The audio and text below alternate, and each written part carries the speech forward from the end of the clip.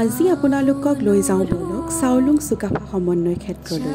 কেতিয়াবা যদি যোৰহাটৰ পৰা দেৰগাঁৱৰ ফালে আহে তেনে কাজিৰঙা বিশ্ববিদ্যালয় পাৰ হৈ আপোনাৰ বাওঁহাতে চকু ফুৰালেই দেখা পাব আহোম ৰাজ্য প্ৰতিষ্ঠাপক চাউলুং চুকাফাৰ স্মৃতিৰে সজীৱ হৈ থকা চুকাফা সমন্বয় ক্ষেত্ৰ।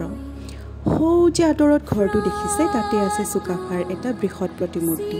ইয়াৰ কাষে কাষে থকা ঘৰবোৰ হৈছে সংগ্ৰহালয়। তাত বিচাৰি পাব আমাৰ অসমীয়াৰ পুৰণি এক জীৱন প্ৰণালী, য'ত আছে পাকঘৰৰ পৰা আৰম্ভ কৰি গোহালি ঘৰলৈকে। অসমীয়াৰ লগতে বিভিন্ন জাতি জনগোষ্ঠীৰ পৰম্পৰাগত সাজপাৰবোৰৰো বৰ ধুনীয়াকৈ সংগ্ৰহ কৰি ৰখা হৈছে। তাৰ পাছতে আন এটা ঘৰত আমি জীৱন্ত যেন লগা চুকাফা আৰু তেওঁৰ পালি প্ৰহৰীয়াবোৰ লগ হৈ পাটকাই পৰ্বত পাৰ হৈ অসমলৈ আহি থকা দৃশ্য দেখা পালোঁ।